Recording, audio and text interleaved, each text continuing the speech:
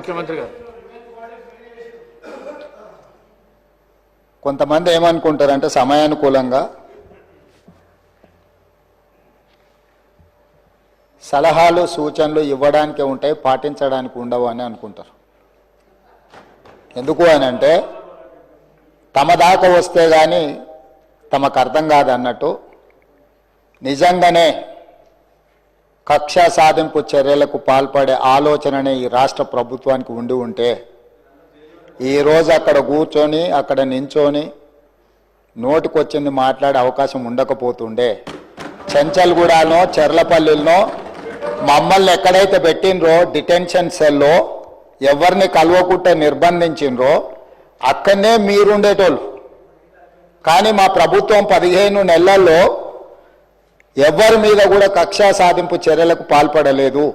అధ్యక్ష, drone ఎగరేసిందని, drone ఎగరేస్తే ఎవరైనా అనుమతి తీసుకోకుండా ఒక డ్రోన్ ఎగరేస్తే ఆ డ్రోన్కు 500 రూపాయలు ఫైన్ వేస్తారు అధ్యక్ష.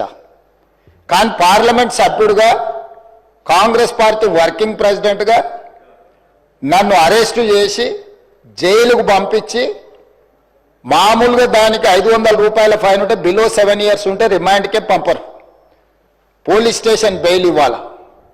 కానీ అధికారాన్ని అడ్డం పెట్టుకొని అన్ని రకాల వ్యవస్థల మీద ప్రభావితం చేసి చెర్లపల్లి జైలుకు పంపించి నక్సలైట్లు ఐఎస్ఐ తీవ్రవాదులు ఉండే డిటెన్షన్ సెల్లో ఒక కాంపౌండ్లో ఏ ఒక్క ఖైదీని లేకుండా 7 ఫీట్లు బై 12 ఫీట్లు ఉంటే అందులో 3.5 ఫీట్లు పండుకోవడానికి దిమ్మె ఉంటుంది, ఒక చిన్న బాత్రూమ్ ఉంటుంది అధ్యక్ష. 16 రోజులు డిటెన్షన్ సెల్లో ఒక్క మనిషిని చూడకుండా నన్ను నిర్బంధించిన ఆ కోపాన్ని దిగమింగుకొని రాష్ట్ర ప్రయోజనాల కోసం ఈరోజు పనిచేస్తున్నా అధ్యక్ష. రాత్రిపూట పడుకోవడానికి లైట్ బంద్ చేయకుండా ట్యూబ్ లైట్లు ఆన్లో పెడితే అది ఓపెన్ ఎయిర్ జైలు. ఇంతింతలో బల్లులు 7 ఫీట్లలో 3.5 ఫీట్లు దిమ్మ ఉంటే దిమ్మ మీద పడుకుంటే ఇంకొక 3.5 ఫీట్లు గ్యాప్ ఉంటుంది. లైట్లు బంద్ చేయకుండా లైట్లు ఓపెన్ పెడితే అధ్యక్ష ఇంతింతలో బల్లులు 20-30 పైన ట్యూబ్ లైట్ ముందు పురుగులు తిరుగుతుంటే అది ఓపెన్ ఎయిర్ జైలు కాబట్టి పురుగులు వస్తే పురుగులను తినడానికి బల్లులు పరిగెత్తుతుంటే ఏ ఒక్క రోజు రాత్రి కూడా పడుకోకుండా మేల్కతో కూర్చున్న అధ్యక్ష. బయట కానిస్టేబుల్ లైట్ బంద్ చేయవా పడుకుంటా అంటే లేదు సార్ పైనుంచి ఆదేశాలు ఉన్నాయి, ఆ ట్యూబ్ లైట్లు బంద్ చేస్తే మీరు పడుకుంటారు కాబట్టి ట్యూబ్ లైట్లు ఆన్లోనే పెట్టమని. ఆ ట్యూబ్ లైట్ స్విచ్ బయట ఉంటుంది అధ్యక్ష, లోపల ఉండదు. ఆ చిన్న బాత్రూమ్ చిన్నది కూర్చుంటే బయటకు కనిపించేటట్లు ఉంటుంది అధ్యక్ష. ఒకసారి నేను ఎమ్మెల్యేల హోమ్ కూడా నా దగ్గర ఉంది కదా, ఎమ్మెల్యేలను నేను తీసుకెళ్తా, మంత్రులను తీసుకెళ్తా.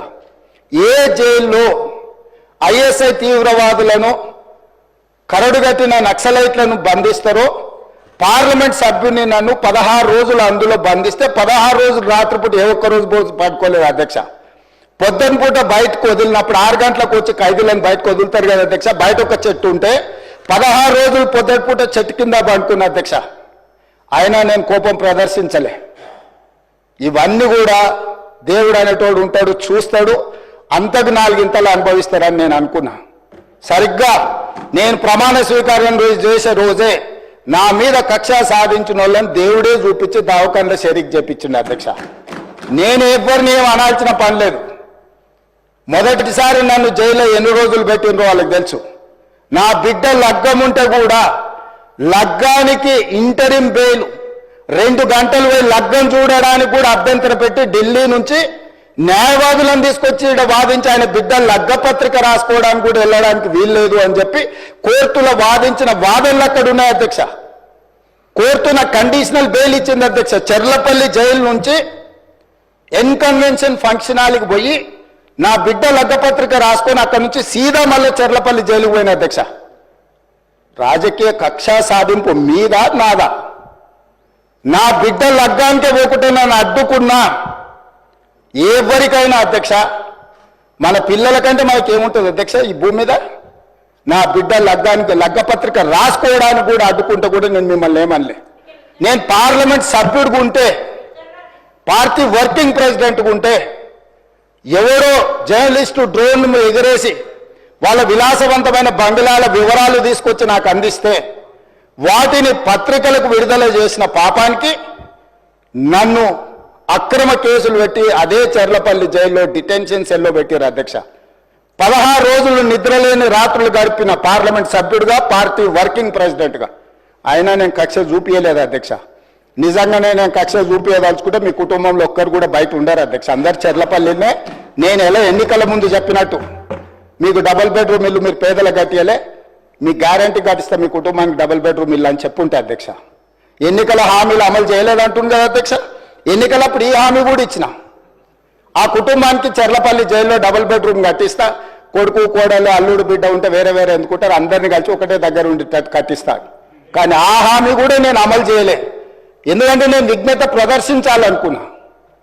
ఈ అధికారం ప్రజలు ఇచ్చింది ప్రజల సంక్షేమం కోసం, తెలంగాణ రాష్ట్ర అభివృద్ధి కోసం, పారదర్శకమైన పరిపాలన అందించడం కోసం నాకు అధికారం ఇచ్చిండ్రు. ప్రజలు ఇంత పెద్ద అధికారాన్ని, ఇంత పెద్ద బాధ్యతను ఈ వయసులో నాకు అప్పచెప్పింది నా కోపం కోసమో, లేకపోతే నన్ను నా పట్ల వాళ్ళు వ్యవహరించిన విధంగానే వాళ్ళ పట్ల నేను వ్యవహరించడానికి ప్రజలు నాకు అధికారం ఇవ్వలేదని విచక్షణను ఉపయోగించి ఈరోజు కూడా వాళ్ళ మీద ఇంతవరకు అక్రమ కేసులు పెట్టలేదు అధ్యక్ష. కానీ సొంత పార్టీ ఆఫీసులో కూలీ మనుషులను తెప్పించి రికార్డ్ చేయించి పచ్చి బూతులు మీరు తిట్టిస్తే కూడా చెంపలు వలగొట్టేంత శక్తి ఉన్న సంవయనంతో ఊరుకున్న అధ్యక్ష. ఎవరైనా బజార్లో ఏదైనా మాట్లాడితే మాట్లాడిన దాన్ని కూడా సెన్సర్ చేస్తాం. బూతులు మాట్లాడినప్పుడు ఒక బీప్ పెడతాం అధ్యక్ష, టెలికాస్ట్ చేయొద్దని. కూలీ పైసలు ఇచ్చి కిరాయి మనుషులను పెట్టించి మీరు పచ్చి బూతులు మాట్లాడిచ్చినా నేను ఏమాత్రం కూడా కక్ష సాధింపు చర్యలకు పాల్పడలేదు అధ్యక్ష. కాబట్టి ఈరోజు మేమేదో కక్షా చర్యలకు పాల్పడుతున్నట్టు, మేము కక్షా చర్యలకే పాల్పడితే ముఖ్యమంత్రికి ఉన్న విశేషమైన అధికారాలతో మీరు ఒక్కరైనా బయట ఉండేటోళ్ళ. ఈరోజు తెలంగాణ సమాజం అన్నిటిని గమనిస్తుంది. ఎక్కడికి వెళ్ళానని అడుగుతుంది, ఇంకెన్ని రోజులు బయట వదిలేస్తావని తీసి లోపలే. అసలు నువ్వు లోపలేస్తావనే కదా నీకు ముఖ్యమంత్రి పదవి చేసింది, నువ్వెందుకు ఇట్లా సమయం పాటిస్తున్నావు లోపలేయమంటే కూడా నేను ఏ రోజు కూడా అటువైపు పోయలేదు అధ్యక్ష. అదేవిధంగా ధనిక రాష్ట్రం, మేము హామీలను అమలు చేసినాం. ఇక మేము సత్యాచారి నన్ను జైల్లో ఎన్ని రోజులు పెట్టినరో వాళ్ళకి తెలుసు. నా బిడ్డ లగ్గం ఉంటే కూడా లగ్గానికి ఇంటరిం బెయిల్ 2 గంటలు పోయి లగ్గం చూడడానికి కూడా అభ్యంతరం పెట్టి ఢిల్లీ నుంచి న్యాయవాదులను తీసుకొచ్చి ఇక్కడ వాదించి ఆయన బిడ్డ లగ్గపత్రిక రాసుకోవడానికి కూడా వెళ్ళడానికి వీల్లేదు అని చెప్పి